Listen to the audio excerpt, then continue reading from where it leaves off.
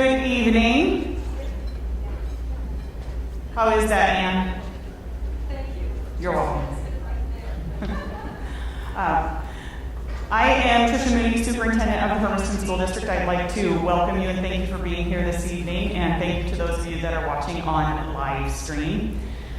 The purpose of our forum here this evening is a follow-up of the forum we did, I guess, almost 2 weeks ago, in which we presented information from the school district, and as a follow-up from that, one of the questions was around the health department being able to partner with us for a forum and be able to answer questions on the more medical side that we weren't able to answer. So I want to thank Jake Bacon, Assistant Superintendent, for helping put this together this evening. And we have two guests with us from the health department, Dr. Hitzman, who is the Public Health Officer, and Alicia Lundgren, who is the Deputy Director of Umatilla County Health Department.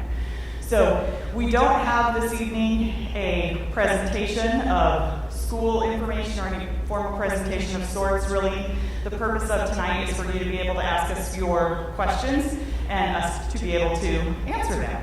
So I am going to just open it up. If you have a question, if you want to raise your hand, and if no one wants to start out with a question, I will turn it over to either Dr. Hitzman or to Alicia to provide some information. No questions to start out with?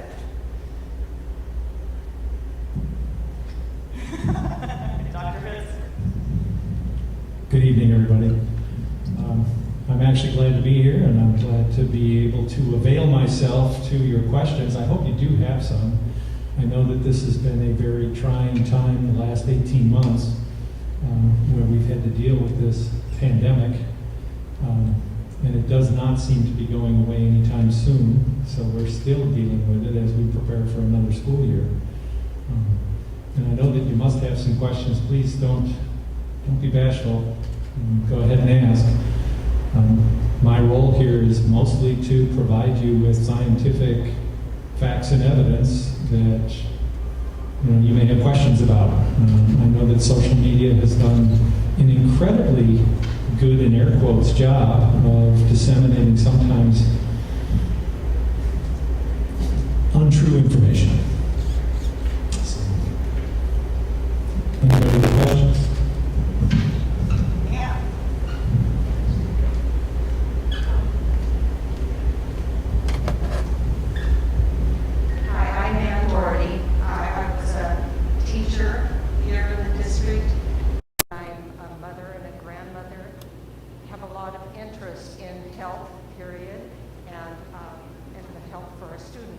Most of my career was working with second language learners, new immigrants to the United States in the most part. And so my question involves them. I have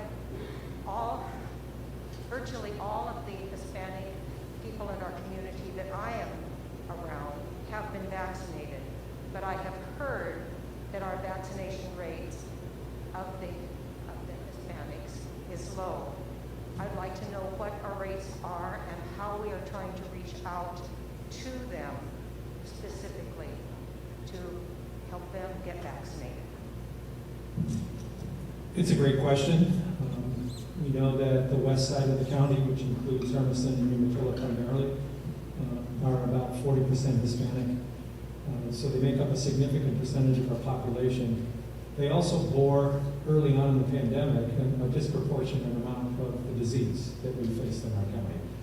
And so over the process and evolution of this pandemic and the responses that we have developed to it, we have community-based organizations that we partner with that are part of the Hispanic community. We have done vaccination clinics where we, from public health, actually go to the Hispanics, the agri-workers. We've gone to many of the food processing plants over here on the west side of the county, and so we have reached out as best we can. Alicia can probably give you more specific details as to how that is, but we are doing everything we can. Our other deputy director, Mr. Joe Fumera, has partaken on a Hispanic radio station on multiple occasions where he has been interviewed to, again, reach out to the Hispanic community. Does that answer your question?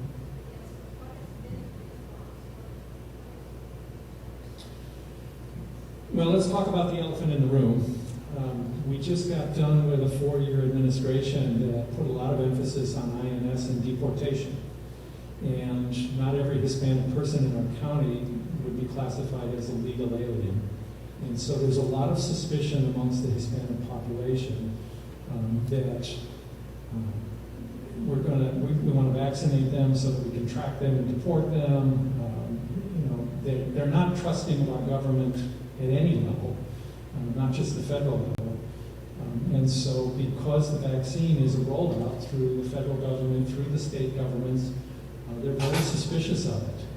We are making inroads into the Hispanic population, but as I'm sure you've worked with the population most of your professional career, you know that there are some very difficult tasks ahead trying to earn their trust.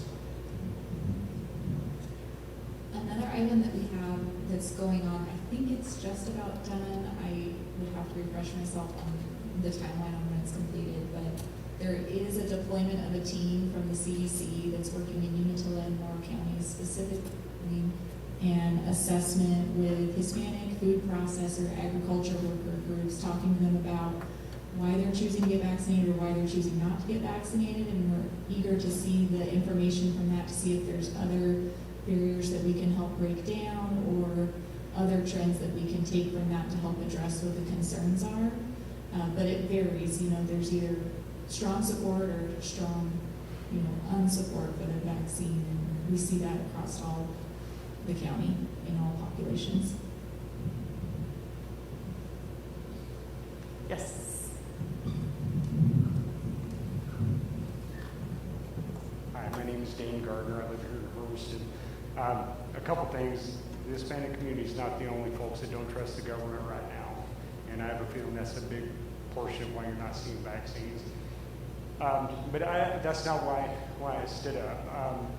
I have a two-part question. Number one is how many folks have been infected with COVID in Umatilla County? And why is it that those folks do not get counted in any way, shape, or form of having any resistance to COVID?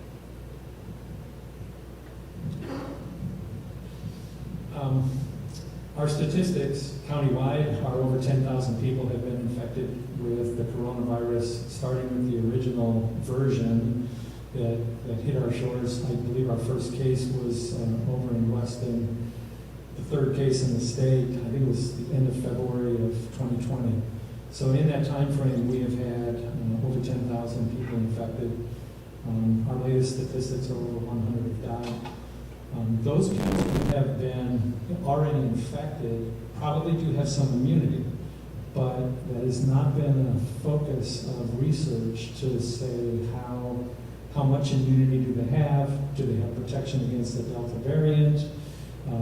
Many of those individuals have had the infection and gone on to get vaccinated, which we do recommend. So I can't give you any kind of data or statistics, even across the nation, as to how many people who've had the infection have not gotten the vaccine and what kind of protection they have. It's just not been an area that's been looked at. The virus is constantly changing and evolving. That's why we've got the Delta variant. And as a consequence of those constant changes, the virus is actually staying about one step ahead of us scientifically.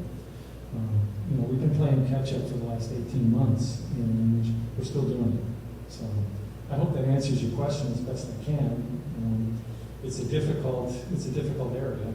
And you can probably tell from my hair color, I'm not a big truster of the government either. I grew up in the Vietnam War era with Pentagon Papers and the Watergate scandal. So a lot of us don't trust the government. I think unfortunately some of those bad things that they've done in the years past have tainted some of the good things they're trying to do.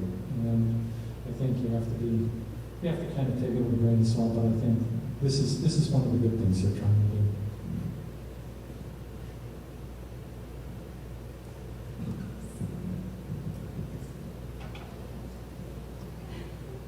So you said over 10,000 people have tested positive for COVID. Is that actual people or is that 10,000 positive cases? Because that's two different things. People get tested multiple 10,000 people or 10,000 positive cases? 10,000 people. What happens is that OHA and the epidemiologists early on in the pandemic had kind of a funky way of counting negative cases or negative tests. So you could be tested 10 times, but you only got counted once. They've since revised how they count the negative cases. So people who get tested multiple times are now being tracked by name and date of birth rather than just by positive test. So when I say there's over 10,000 people, it's 10,000 known people. You've probably also heard the statistic about presumptive positives. So as an example, if I contract the virus and have a positive test, and I have close household contacts in my home who are also manifesting symptoms, rather than running a test on them, which is easier to do today, by the way, compared to it was last March, April, May, when we had shortage of testing supplies, they were considered presumptive positives because they were symptomatic and they were exposed to a known positive case. And so those individuals, people, were counted as part of your 10,000 plus cases that we've had here in Umatilla County.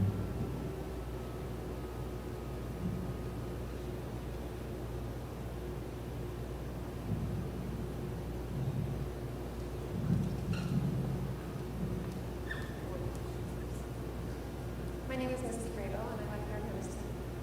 Just curious as to how many children have been positive in Umatilla County and Oregon, and how many are currently hospitalized?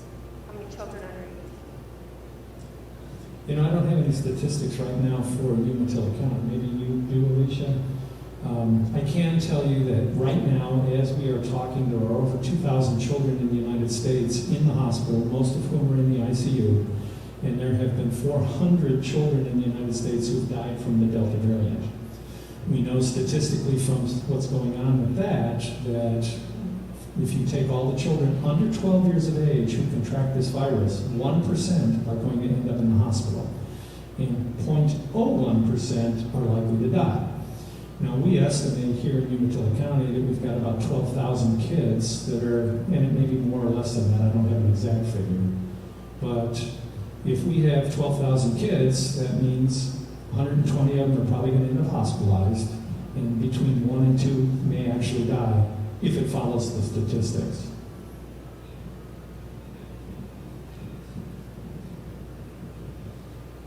So my question is more based on the school year coming up and stuff. Are we anticipating having to go back to virtual classroom distance learning, or is it anticipated that we'll be staying in the classroom?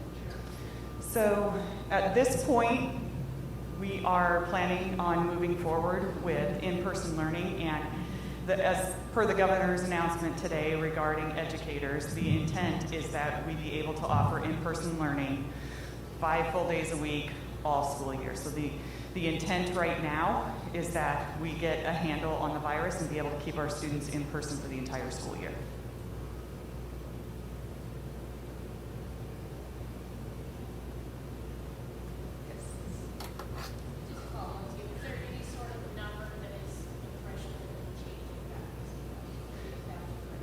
The question is around the number that would change us back to comprehensive distance learning. And last year, the Department of Education worked with Oregon Health Authority and released those metrics that we followed throughout the spring with regard to case counts and test positivity rate.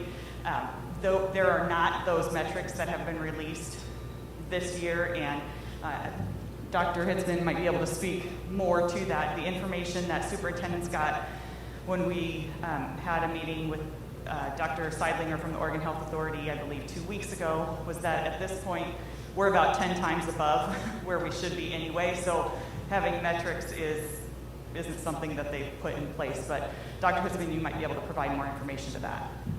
Yeah, right now, obviously, we sort of opened up the state to everything as of July 1st. And the only real significant change that has come down from the state first was the masks, and now we're talking about vaccinating healthcare workers and educators and people who have contact with our kids in the schools. So If we were following the metrics of last year, we'd be closing everything.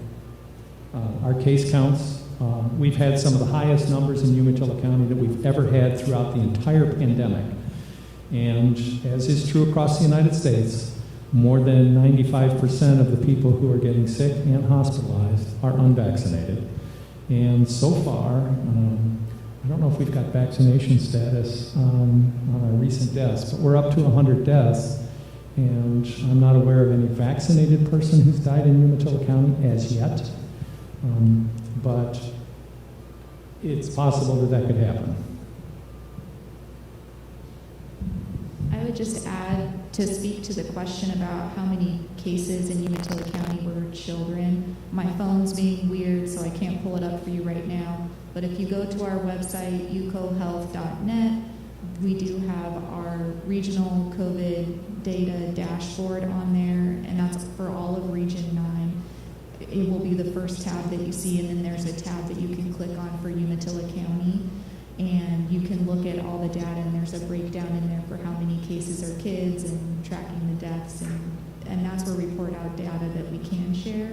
And similar to the end of last school year, when there were, metrics for what would open or close a school and stuff, we had dashboards for that on our website. So just that's a resource to look at if you're wondering what's happening here locally.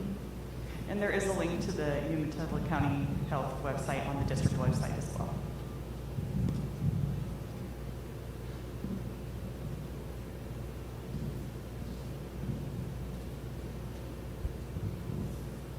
So my question is regarding how accurate your count is for COVID. My own physician told me that with testing for COVID, they can't tell the difference between a common cold, the flu, or COVID. So if you can't tell the difference, how accurate are the numbers? So what that means is that the 10,000 people who have already been infected with COVID in the county is an undercount. Okay, people who don't get tested don't get counted, even if they've got COVID. So it's more than 10,000. I just couldn't give you an exact number because of the number of people who don't go see their doctors and don't go in and get tested.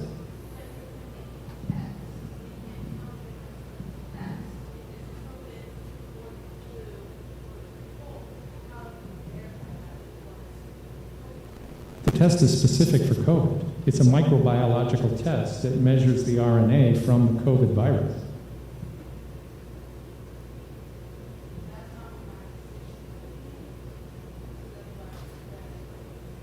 Well, I would take issue with your physician, me personally. I'm not going to ask you to not trust your physician, but I think that's incorrect information. We test specifically for flu. We test specifically for COVID. We don't have any tests that we run for the common cold.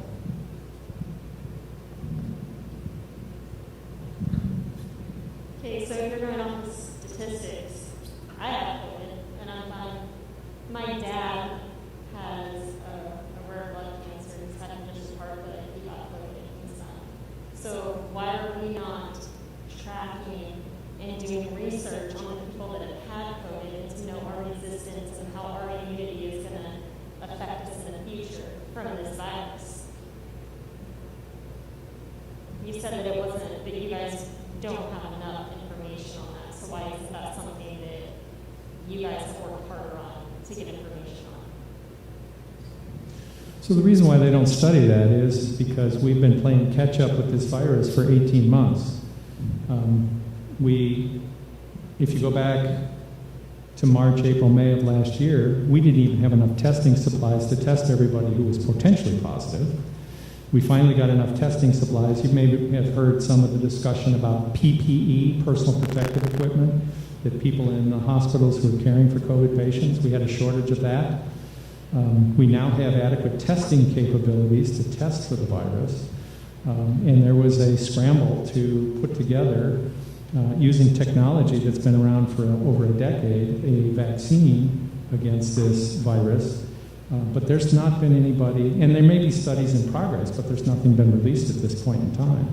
So I can't tell you what kind of immunity you or your dad has to the virus and how much it's going to protect you, because it hasn't been an area of emphasis. we obviously live in a world where we have limited resources for doing what we're doing, and the emphasis has not been on studying it. That's a great study. I'd love to know the answers to that, but we're probably not going to get that kind of information until the pandemic is actually truly over. And we can do antibody tests on everybody and see what happened. So, if people think this vaccine is helping others, I have a family member that has been exposed to COVID, but the health department has told them, you've been vaccinated, you don't have to quarantine. So, running the risk of knowing that you have COVID, and you have a mandate now to have teachers vaccinated. These teachers go into these classrooms with our children, and they don't know that they are positive because they don't have symptoms, because the vaccine is supposed to help you not have symptoms, right? So you can be positive after having that vaccine, and you're still going to spread it. It makes zero difference. I have a family that have been vaccinated, they still have symptoms, they're still sick. But these people that don't have symptoms, you're still a spreader. And this mandate, these teachers that have worked so hard for our children, and yet you want to tell them that you're going to be fired, the schooling, that everything that you've done for our kids, you don't take this vaccine or else you're going to be terminated. What kind of example are we setting for our own children? When we live in America and this is our own free choice, when you have a White House that doesn't have this vaccine mandated for their own federal employees, yet you want to sit here and you want to tell these people that their own livelihood is going to be done and terminated because they're not going to take some scientific experimental drug that's not FDA approved? How is a school board, how are we going to sit here and allow that and not put up a fight to our governor, who apparently doesn't have any feelings of compassion, nothing whatsoever to these people that risk their lives every single day? Is there something that we're doing to try to put a stop to the mandates? So first of all, I want to be very clear that it was not me, it was not the Hermiston School District Board of Directors that put this mandate out. Today, and I found out the same time everyone else did, about the governor's direction to Oregon Health Authority.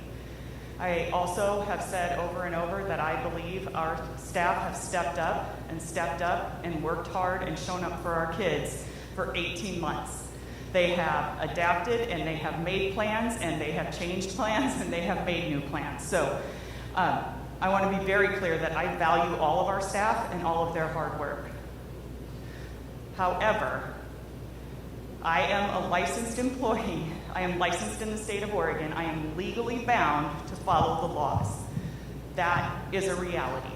And my intent is to make sure that we keep our students in person in school every day. That is our goal. That is our collective commitment as a district, that we're educating our students, and we know, without a doubt, that education was not the same last year when our students were in comprehensive distance learning. So our goal is to do what we need to do to make sure that we keep our students in person every single day this year. I can't speak to how the governor got to the point where the information that came out today came out. I can just tell you I am dealing with that same information in the same amount of time as you are. And I'm not putting the blame on you by any means, but what can we do as a community to push that? Because I want our kids in class, I know all parents do, but to get in on something that we don't believe in, that's not okay. Being forced for a vaccine, the flu vaccine, it's not mandated, it's 30% effective. People still get the flu, you still have symptoms. And this is beyond any constitutional right. That it's not acceptable. And I know I'm not the only one, and it's about time that we as people stand up and actually fight for it. So as you being the superintendent, how do you go about, do you do a petition to the governor? What is it that we can do to push back on these mandates? So, two things. One, I want to be clear that this isn't about my political beliefs. This is about my belief in having our students in person in school. And I believe that That is my number one priority. That is my number one charge as the superintendent of the school district, is to ensure that we are providing the best possible education as we can to our students. I know that our board has had conversations around how they will advocate for our community, but the fact remains that the governor has the authority to direct the health authority to make the rule, and the Oregon Health Authority has the authority to make rules governing public health. So as much as I think not, this is a push and pull, I'm being focused on what are we doing to get our kids in the classroom. I detect a lot of anger in what you're saying, and I understand where you're coming from. We live in a free country where we have constitutional rights that most citizens in other countries don't have. But my constitutional rights do not give me the right to endanger the lives of others. And so when someone has a method where they can potentially protect you or your children, it's going to gain traction, and this has.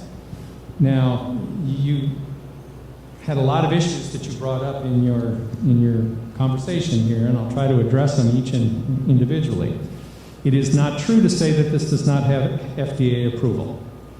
It has an emergency use authorization, which is a technique that the FDA developed after the first SARS epidemic in Southeast Asia in 2002 to 2004. I've been a doctor for over 30 years, and one of the complaints that we in the healthcare professions have long had is that the FDA is too slow and too cumbersome in its approval process for a full authorization. So the FDA, recognizing that they were too cumbersome, created a mechanism in 2005, that's as long as this has existed. In 2005, they came up with the emergency use authorization to make them more nimble and more flexible and to be able to respond to crises in a quick fashion. This is clearly a crisis worldwide, not just here in the United States. The advantage to the emergency use authorization is that it can also be withdrawn quickly.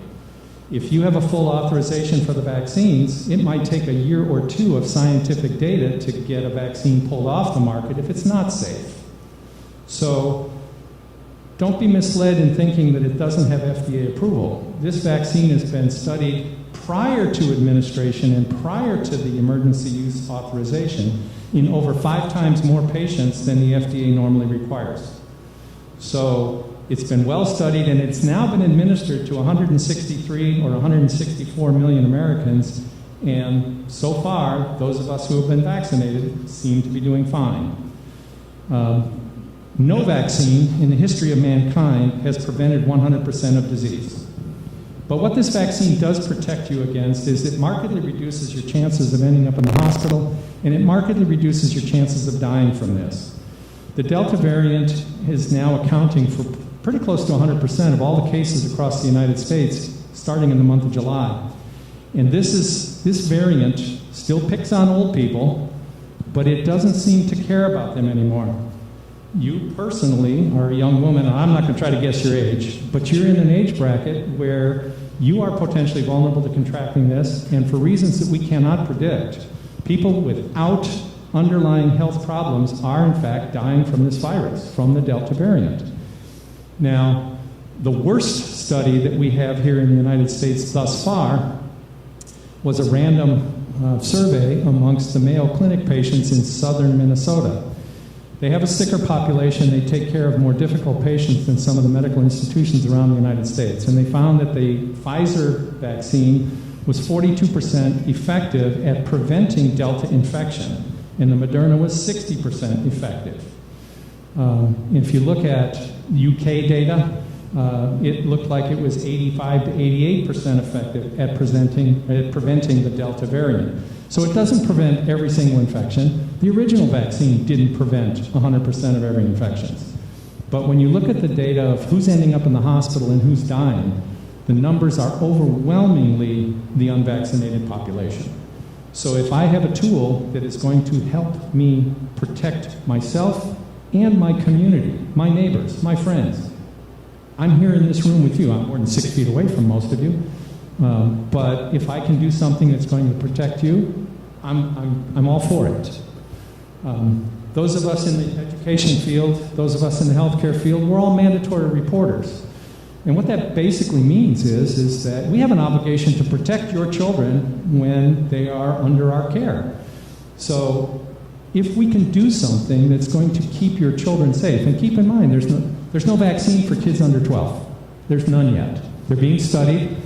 The data has not yet been presented to the FDA. Authorization has not even been considered. But those kids can't protect themselves other than through some of the things that we're recommending, which includes the social distancing, the masking, and those are some of the techniques that we can hope to use.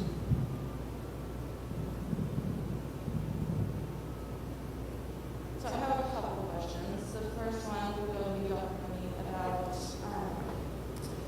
we're already short-staffed in Hermiston School District. Your educators, we don't have enough. If you have to get vaccinated, how many educators are you going to lose because they don't want to?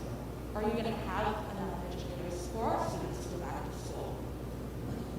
So the timeline that was put out today from the governor was in October or 6 weeks after the full approval, the full FDC approval. Is that? So at this point, that's the timeline that we're looking at. We don't know exactly how many of our staff members in the district have been vaccinated because it hasn't been required that staff submit that proof of vaccination to the district. So I can't tell you with any amount of certainty how many staff members we have that are vaccinated, and if any of those are considering not doing so and not continuing employment. I couldn't answer that. Okay. Next question is for you, sir. I have read several articles about how in Australia they've completely shut down 2 of their cities for 7 days and their entire country for 3 days to try to curb the COVID cases. Has that been considered in our community? How would that affect our community? I'm not talking like the shutdown we did at the beginning where we still had essential workers. Everybody's still went to the coffee and to the grocery store every single day. To completely shut down for 7 days, 10 days, and see to curb the numbers. How would that affect our community? Have you considered it? Well, from a public health standpoint, no, we've not. Those are actually political decisions that would have to come from the governor's office in the state of Oregon or from the White House in the United States in general. I don't know that economically it's something that we necessarily want to try to do. The virus generally takes about 2 to 14 days to run its course. So you'd probably have, if you're going to close everything down like you're suggesting, it'd probably take at least 2 weeks. Now, I don't know about you, but I don't think I got 2 weeks of perishables in my refrigerator, and I don't have 2 weeks worth of food. I'm not going to starve, but my menu's going to certainly be altered.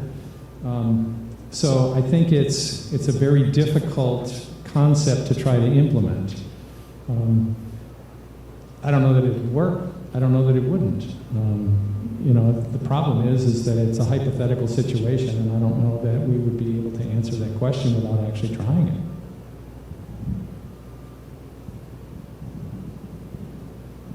This is more of a district question more than anything else. So even if the teachers are vaccinated or not vaccinated, and let's say they transmit COVID and they have to quarantine for so many days, are we going to have an option for that quarantine pay that we did previously last school year, or is that still going to be considered sick pay? Is there something that's being considered about that? That's my question. So the 10 days of COVID, the COVID sick leave, that expired last year, so that is no longer available to any employee, though that extra leave expired. So I guess as a follow-up question then, what if those sick days, let's say hypothetically those sick days run out for some of those employees? How can we, is there something that's being thought of, like how we can help the teacher employees, because it's possible that maybe someone gets COVID twice or 3 times in a year. I mean, constantly being around kids. We get their sicknesses as well, so I'm just curious, is there any aid or relief that's being thought of for those teachers if that's the case that happens? So with the governor's announcement today, obviously we're waiting for the rule to come out to know exactly what all of that is going to look like. And then after that, we do have some logistics that we'll need to work out in the district as far as how we're going to work through all of those pieces. I know that last year, Mr. Bacon and I had many conversations. I think that we did look at individual situations, but I do believe in if staff are vaccinated and we're maintaining our distance that we're supposed to be to the extent possible, we're hopeful that we're going to be able to keep our staff in classrooms with our kids. So the vaccine is a step toward that.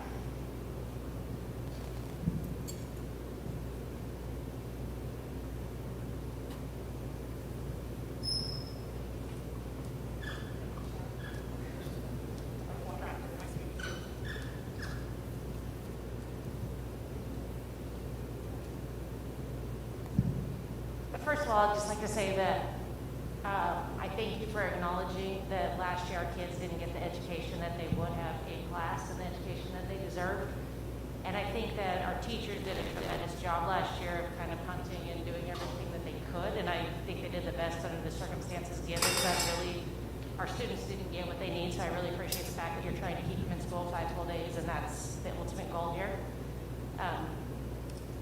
Piggybacking on what you said, I know you talked at the district meeting that there's a real shortage on subs, and with this new mandate that went in today and having to have subs vaccinated, if you just assume that the people that are subbing are in the same vaccination rates as the rest of the county, that's going to take off several more of the ones that you had planned. And what is our plan for subs to make sure that our kids can stay in school for 5 full days? So I think that when we get to the point where we are when we know exactly what the rule lines out and how we're going to implement that, that will help us answer that question as far as subs. The fact remains that we're going to have kids in our buildings and we've got to have them in front of an adult. So are we going to have to double up classes? Maybe. Are we going to have probably every adult? Are we probably going to have administrators subbing? Maybe. All of those things could happen. Again, and this happened last year as well, where we were, at times, every possible person that we had was covering a classroom, and our staff has shown that they're willing to step up and do what it takes. I think we are going to have to, as we get in those situations, figure out the best plan given the situation that we've got. But as we all know, there's no way to plan for every contingency and every possible aspect of this pandemic and that COVID throws at us. And again, our staff has stepped up over and over, and I know that when we have our kids in buildings, we're going to do what it takes to make sure that we're delivering the best possible education we can. And again, we want our subs to be a part of that.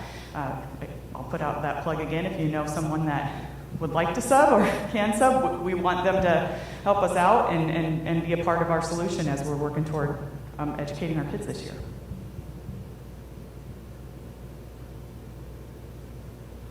Well, just a little heads up, we did have 5 new substitutes apply to sub in the last week and a half, so that's great. Hey. So keep it coming.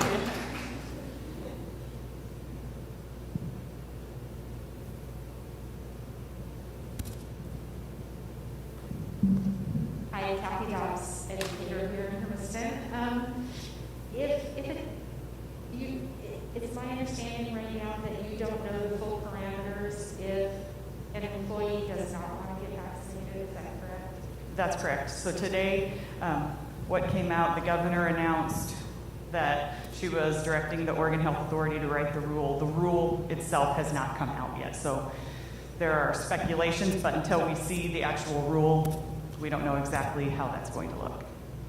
So it could be if an employee declines for religious or other reasons to get vaccinated, that they could be the online teachers? Is that could be one solution, right? Well, We are looking to have our kids in person 5 full days a week, so there's that. And one of the things that was asked today specifically was around online schools. And to my knowledge, it is all K-12 schools, public, private, parochial, any K-12. So a staff member, any staff member, unless they've been vaccinated or have gotten the medical exemption, which I can't speak to, I'm not that kind of doctor, or the religious exemption, and I don't know exactly what that process is going to look like, they will have to be vaccinated.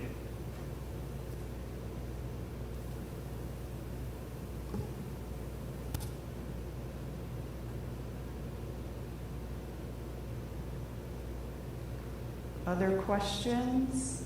Oh. Okay, am I speaking to you again?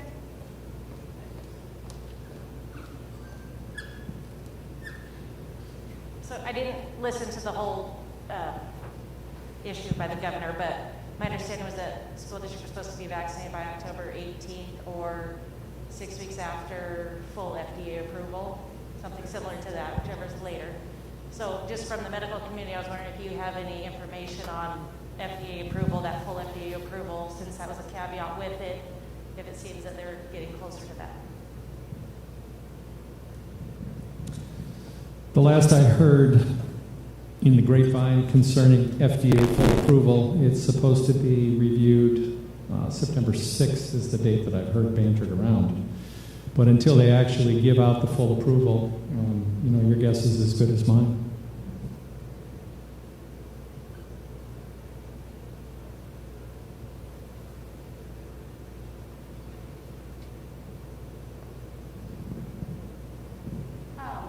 My question is, and maybe you said this and I just didn't hear it clearly or not, are there going to be required vaccinations for the public school children as well? Is that something that's being in the works? I'm just curious about that because speaking of like population of school district or districts are made up more of the children than the teachers, so I'm curious if that's something that we're going to be seeing in the future or not. So for immunizations to be required for school-age children, there's actually a process written into law for how that works. And so that is a possibility that could happen, but that would take time. And I don't think it would come as quickly as what we're seeing with the announcement today.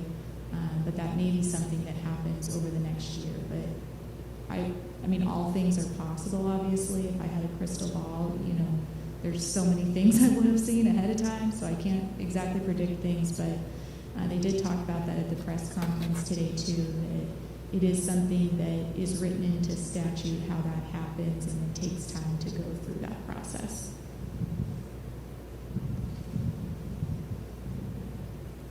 Do you know the percentage of students that are vaccinated?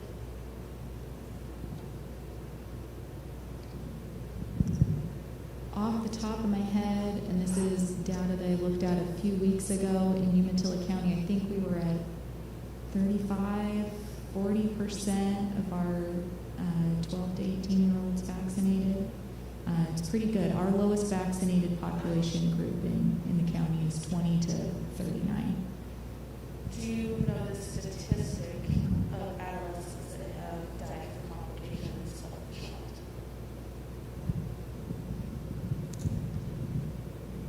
There's a national data bank called VERS, V-A-E-R-S. Any of you can actually go online and look at it. It's Vaccine Adverse Event Recording System. Since the 163 million people in the United States have been vaccinated, they've administered, I think, about 360 million doses of vaccine.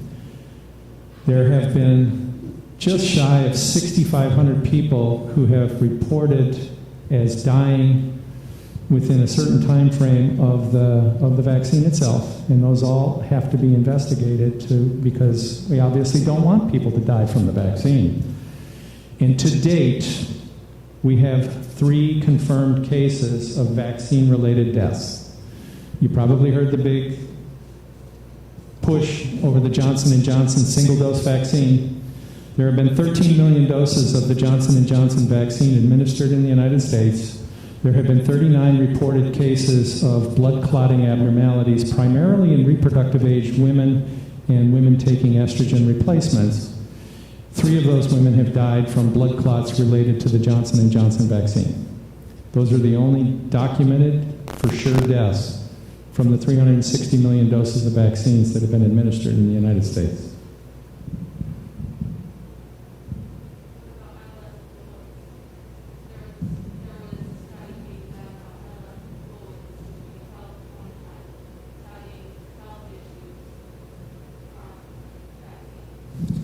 Yeah, you're referring to, I assume you're referring to the inflammation of the heart known as myocarditis. It has not claimed any deaths, and all of those adolescent males recovered in about a week to 10 days.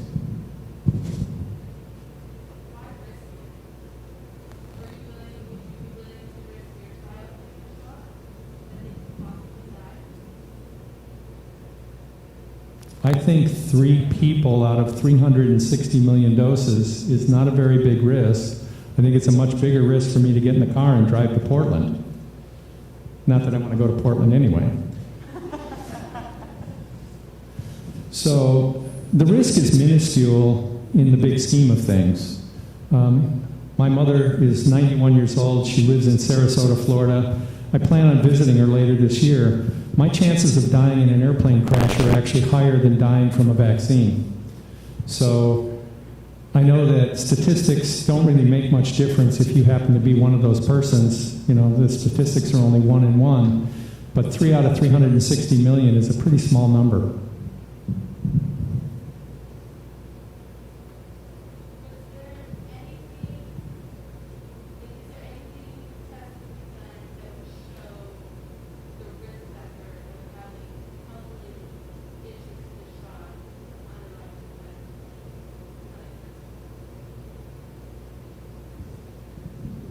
If I understand you correctly, you're asking, is there some way that you can test a person to see if they have risk factors for having problems from the vaccine? Is that, am I getting it right?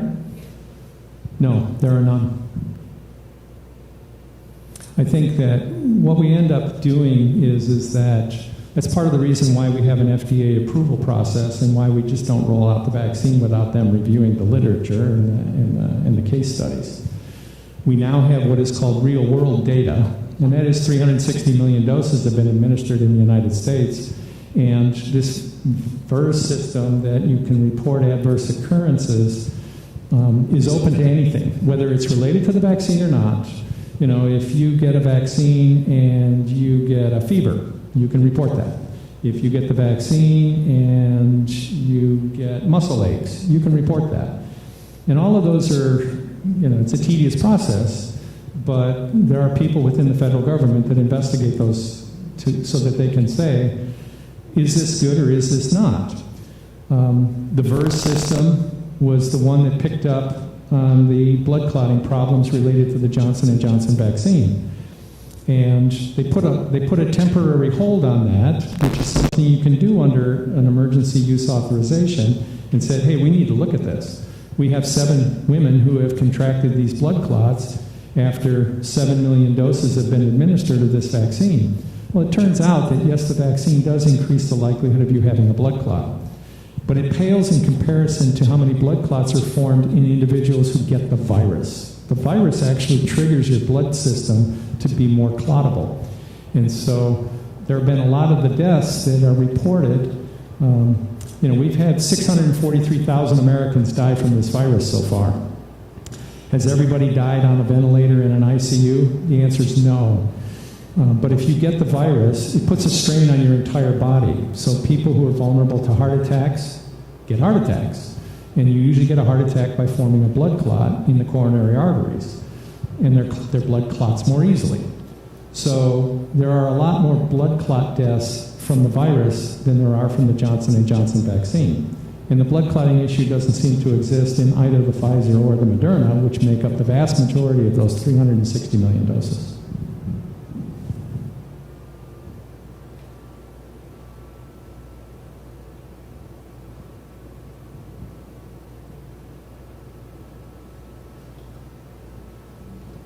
Hello, my name is Jordan Bebrose. I'm an educator here at Hermiston. And on the other side of this, I'm curious if you know if there are any trials for young children that are currently in the process in our area for parents that might be interested in that. I know that both Pfizer and Moderna are studying the vaccine in 5 through 11-year-olds. In the case of Moderna, they're studying it from 5 years old up to through 17 because they're only authorized down to 18. So it is being studied in children. I have no idea if either of those drug companies are conducting any studies in our area in Umatilla County. The Moderna vaccine presented its data to the FDA after studying 30,000 people across the United States. Pfizer studied 44,000 people across the United States.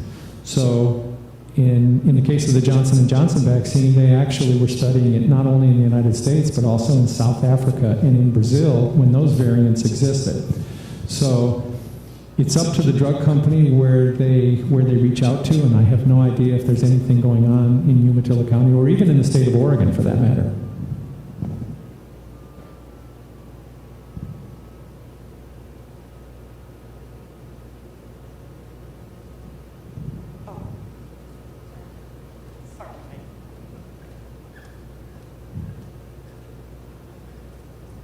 So some people that couldn't be here texting in questions, so I was going to ask on behalf of them as well. It says if the school district, the state is mandating the vaccine, are you taking on any legal responsibility for anybody that has a bad reaction to it? Like, is there a workers' comp of any kind for that? And then another question was that the VARS website that you were talking about, they're saying that there's no updated data for this year, only last year. And with the increase in vaccines that we've had this year, how do we know if there's any more bad reactions? I'm sorry, I didn't really hear your question. What is it? The website that you were speaking about, the VARS, they're saying that there's no updated information for 2021. It's all just from last year. The vaccine wasn't introduced until December. So if you want vaccine data, it's all this year. And then the other question was around district liability. I want to be clear again, the school district didn't issue this mandate. It is the governor, the governor's directive to the Oregon Health Authority. So it isn't the district that is mandating. I am legally bound to enforce the laws. So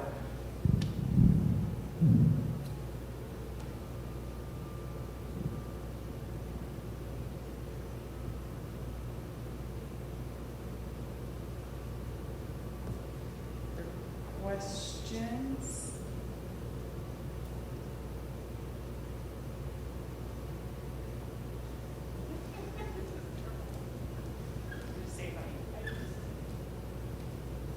Okay, this is kind of off topic, but somebody brought it up. I wasn't there, and I heard that somebody from Umatilla County Health, and I believe the name was Alicia, brought up at a meeting with the superintendents that athletes were responsible last year for most of the COVID spread, and there wasn't any documents surrounding that. So I was wondering if there's data around that, because it seems like that the COVID spread came from students more than athletes. Hello, my name is Alicia. It's nice to meet you, Alicia. I didn't know if you're the same one.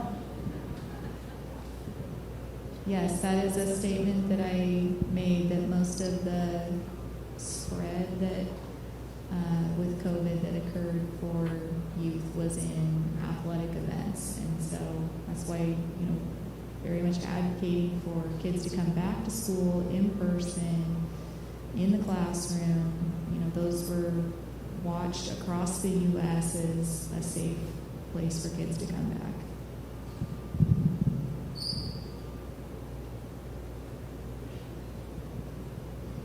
So is that data then like nationwide? Because in our county, at least in Hermiston School District, as far as I know, where there was like 2 athletes that tested positive, and they didn't get it during athletics, and they didn't spread it to any athletes, but there was over 100 positive COVID tests that were just students. Yeah, most athletic events, why they're higher risk activities is because you're exerting yourself, you're not wearing a mask during that time because you're exerting yourself, you're breathing hard, and those are, opportunities for the virus to spread. You're in closer contact when you're doing sports and athletic activities, that type of thing. So, that's a higher risk activity for spread of COVID rather than, sitting in a classroom and being seated. Was it actually spreading the disease last year?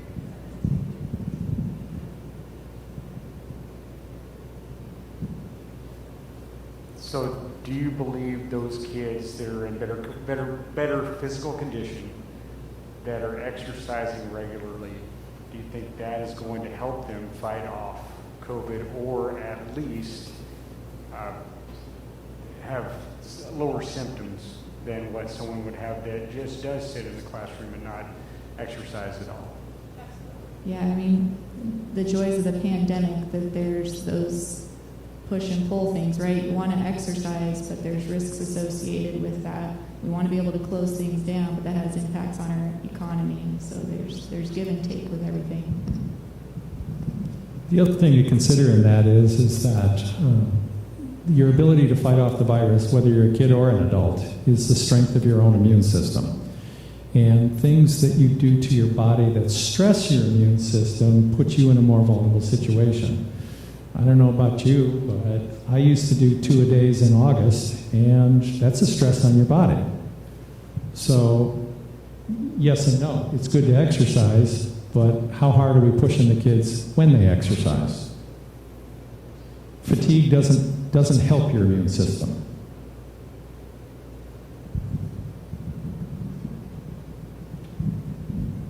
I guess my question, though, is can you please clarify the comment that you made to the superintendents and whether it was our athletes in Hermiston School District that were spreading the COVID at a higher rate than the students?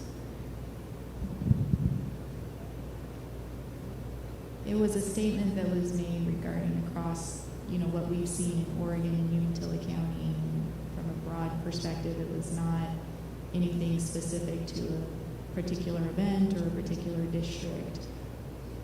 I would echo that, unless there were other meetings, but the meeting that I was in with Alicia, it wasn't a Hermiston School District, it was in general. We were talking about activities in general.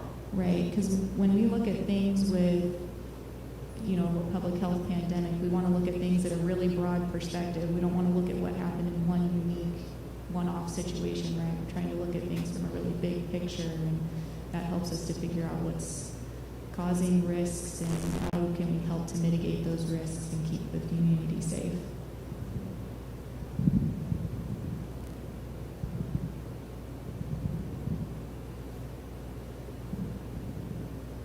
I have a question regarding to the spread of COVID. How is it that I can go to a Garden Rose concert, 70,000 people, none masked, and there not be an outbreak? But you guys are concerned about an outbreak with our kids going to school, people that they see every day, and there being an outbreak. I didn't hear everything that you said. It sounds like you were talking about going to, was it a concert that you went to? Yes.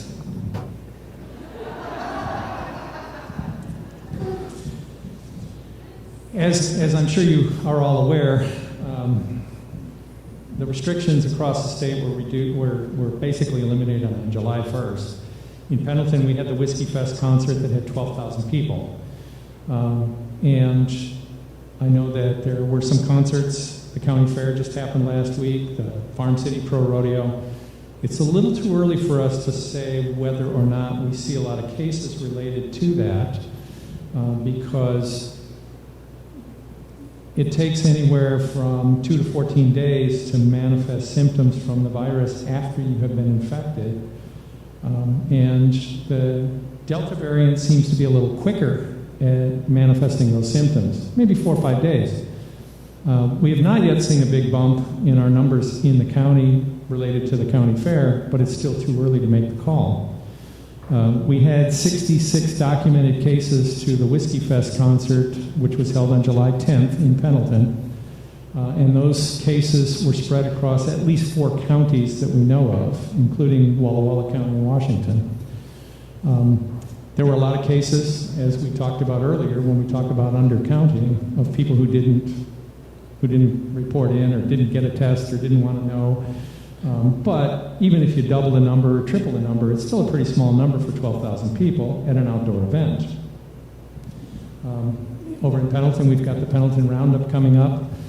For those of you who are Duck fans or Beaver fans, they each have 6 home games scheduled this year. And I have conversations with the health officers in those counties about what they're doing to potentially mitigate spreading at those big outdoor events as well.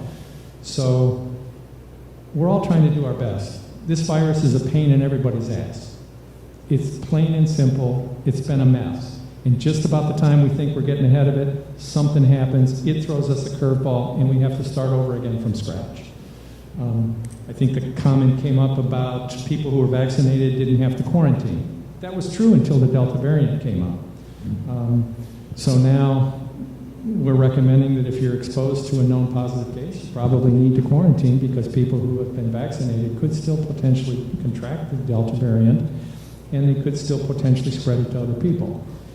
I think the part that has made this pandemic so difficult for all of us is that this virus, if it infects any one of us in this room tonight, you're going to be contagious for at least 48 hours before you develop your first symptom. And so unless you're wearing masks, that's about the only thing we've got that curbs that spread. And being vaccinated does decrease your risk of contracting the virus, the Delta variant. And keep in mind, the Delta variant, since the beginning of July, is really accounting for almost 100% of what we're seeing in the state of Oregon. Nationally, the statistics are about 93%. And it won't be long, it'll be 100% across the board. If there's a silver lining in this cloud, the UK, United Kingdom, and the country of India have already faced the Delta variant, and they spiked incredibly rapidly, which we are doing here in the United States, but they also dropped incredibly fast as well. It's almost like the virus runs rampant and then burns itself out. Now, I want to say that that's going to happen, but until we get on the other side of that bump in the curve, I can't really tell you for sure if that's going to happen yet.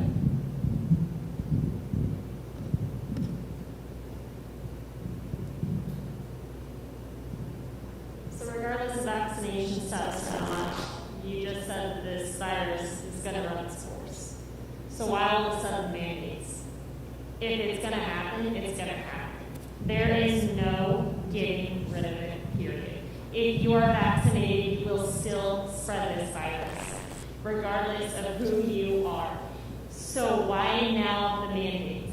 Yes, you may have lesser symptoms, but that is on you. That's not on every other person. One person can still be vaccinated and have symptoms. If it's going to run its course, why are we forcing all of this? Because we're trying to save lives. The virus is going to run its course, but people who are vaccinated don't die as frequently as people who are not vaccinated. You know, our job in public health is to try to do the best for the health of our communities, and that includes all of you guys. Alicia and I are part of the public. Mrs. Mooney is part of the public as well. So all of us, we're neighbors to each other. We have at least a moral obligation to try to take care of each other. I don't want to see anybody die from this virus. The vaccinations have already projected they've saved 280 to 300,000 lives in the United States alone. 280 to 300,000.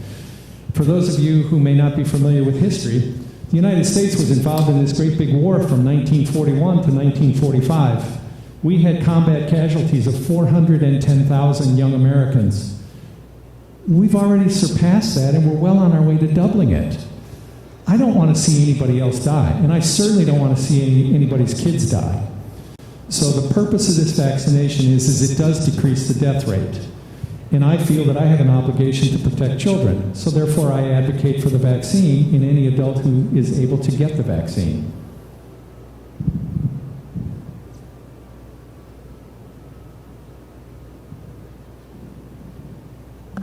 What's your opinion on that going to be in a couple of years when side effects start to form in these people and lives are being lost because of the vaccine?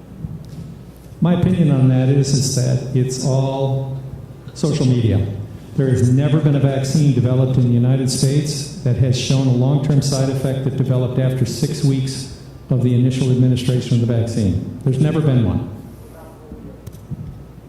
The question was, what about polio? The The polio vaccine? Yes. I'm not aware of any long-term side effects from the polio vaccine, but I can certainly tell you there are some long-term side effects from polio. So what I'm saying is, before that was completely FDA approved, how many children got polio from the vaccine? Do you have that? I couldn't give you that statistic at this time because when the polio vaccine was first designed, it was what was called a live attenuated virus. It's no longer that anymore. So, and there has not been a reported case of polio in the world since 2009. Did kids get polio from the vaccine while it was in the trial stages of the vaccine? They may have gotten polio from it, but it was not after 6 weeks post-administration. It was probably within that first 6 weeks. My question is, while it was still being developed, did kids get polio from the polio vaccine that was being studied? Like you, I would probably have to Google that because it is such remote information. The polio vaccine Salk vaccine was first developed and released in 1955. I was born in 1954, so I wasn't a doctor then, and I wasn't studying those data then. There has not been a reported case of polio, and they don't use a live attenuated virus anymore. And the messenger RNA vaccines, which are Pfizer and Moderna, have no viral particles and no viruses in them whatsoever. So you're saying a perfectly healthy kid that's 16, like I have, that just lived through her family getting the virus and did not show any symptoms, you're recommending that that perfectly healthy girl gets one of these vaccines, or the one vaccine she can get that is still not fully FDA approved? That's my current recommendation, yes. Thank you. Dr. Hitzman, you used a medical term, live attenuated. Could you explain what that is? Yeah, what they do is that in order to make a vaccine, they take viruses. In the case of the polio vaccine, they take poliovirus. And it's still a live virus, but they perform an attenuation on it so that it's not able to replicate itself, and it's not supposed to be able to infect somebody. But live attenuated viruses are not perfect. We don't recommend the measles vaccine is still a live attenuated virus. So we don't recommend that for immunocompromised people. If you've got a child who is experiencing leukemia and going through chemotherapy, we don't recommend the mumps, measles, and rubella vaccine to those individuals because of the potential breakthrough.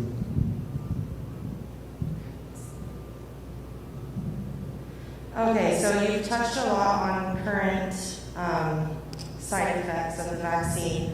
What about some people who are afraid of long-term effects? How could you put their mind or soul at ease as a doctor that this is the right thing to do? Obviously, there's a lot of fear around this vaccine, but all as I can give you is what the science has thus far shown. The first vaccines were administered to the general public the end of December of 2020. So, do I have 10 years worth of data? Of course not. It's going to take 10 years to develop that. All as I can tell you is that in the history of vaccinations, we haven't seen any long-term side effects beyond the 6-week mark from any previous vaccine. This is new technology, and as a doctor and somebody in the scientific fields, it's actually some of the coolest technology that we've ever come up with. It was only, I don't think it was maybe 15 years ago that we sequenced the human genome. I mean, when I was in biology class as a sophomore in high school, while the Vietnam War was raging, they were talking about the Nobel Prize for Watson and Crick for deciding what the DNA molecule actually even looked like, let alone sequence the entire human genome. If we didn't have that technology from 10, 15 years ago, 20 years ago, we wouldn't be talking about messenger RNA vaccines today. I think one of the cool things about it is that you can take that technology, For those of you who don't know, messenger RNA is transcribed off of DNA in us every single day. So the messenger RNA is not a foreign molecule to our bodies. We make it. There are only 4 different bases. So all that you got to do is just plug in the sequence of what the bases you want to be. Pfizer's already said that they could make a Delta variant in 100 days. That's real. We could have a completely new vaccine to the Delta variant. They'd still have to go through the approval process, but they could be ready to mass produce in 100 days the exact same vaccine that they have right now, except against the Delta variant, because it can sequence that particular virus.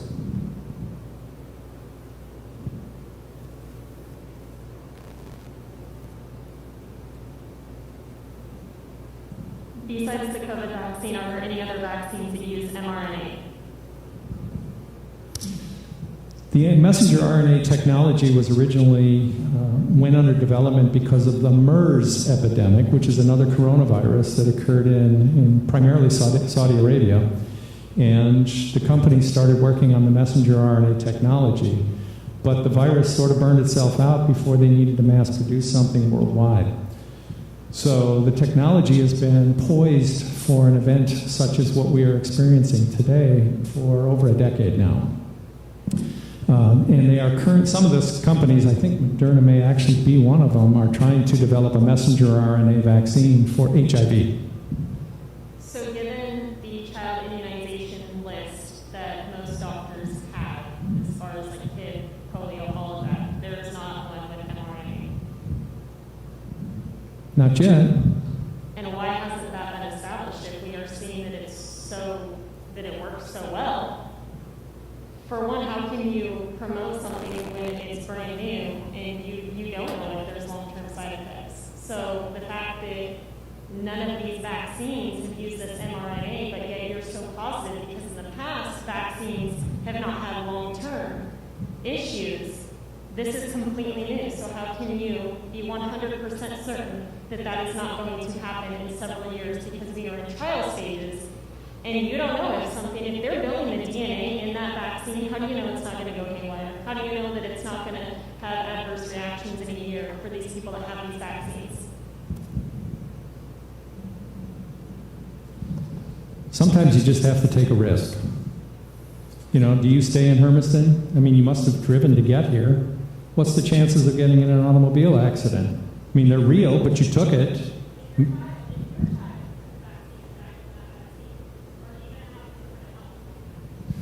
There are no children who have died from the vaccine to date. There are none. You're worrying about hypothetical situations. We don't have anybody that's died from the vaccine that is a child. And the vaccine, only the Pfizer vaccine is approved down to 12 years of age. We have nothing for your elementary school kids yet. It's being studied at this time. That's all I can tell you.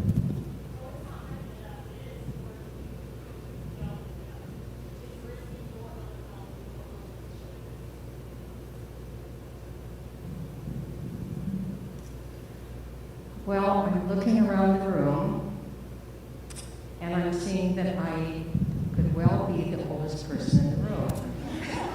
So, let me tell you a little bit about my experience. I was born a few years before you, and I can remember the scare of polio when it came to our community. And when the polio vaccine came out, my parents made the decision for us and my sisters and me to be vaccinated. And we were very thankful because we knew what was happening around the community. I lived in a small town like Hermiston, but we knew what was happening and the fear that everybody had. So I think for the first time, when I looked at this room, I understand the fear that some of you are having. I am very thankful for my parents for making the decision. It wasn't my decision to make, I was just a little girl. But I'm very thankful that my parents made that decision so that I could be safe. So, good luck with your decision making. Two questions. Who is the youngest individual to die from COVID? Or the vaccine? I guess the vaccine. I didn't hear your whole question. Who is the youngest individual who has died from getting the vaccine? Well, there were only 3 deaths, and I don't have the details on those 3 individuals. I know that they were young women between the ages of 18 and 48. That's all I can tell you. I know in Washington, the age for children to decide their own medical choices is 14. What is it in Oregon? In Oregon, it's 15 to consent for your own medical care.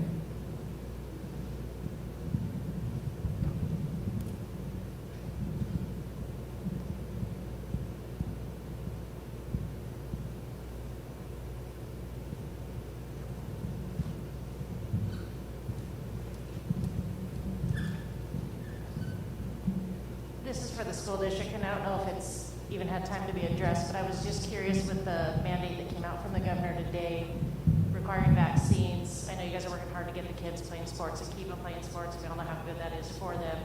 Is that going to impact visitors being able to watch sports? At this point, I again don't know what's in the rule, but to my knowledge, there was nothing stated today around spectators at a school event. It was strictly around healthcare professionals today and educators, volunteers, coaches, staff of school districts.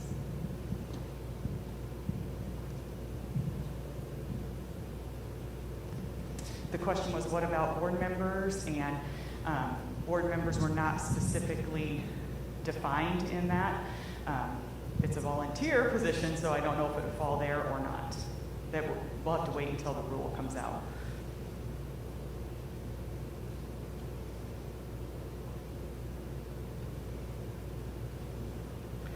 Other questions?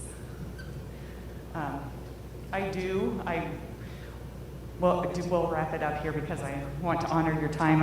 I do want to say thank you to Dr. Hitzman and to Alicia for coming over today. I know that this has been a rough past 18 months for all of us, and I think probably Alicia's been doing this 24 hours a day, 7 days a week for 18 months. So, and keeping in mind that none of the 3 of us are the actual decision makers for the state. So, we're all working with the best information that we have as are you. As you have questions after today, please don't hesitate to reach out.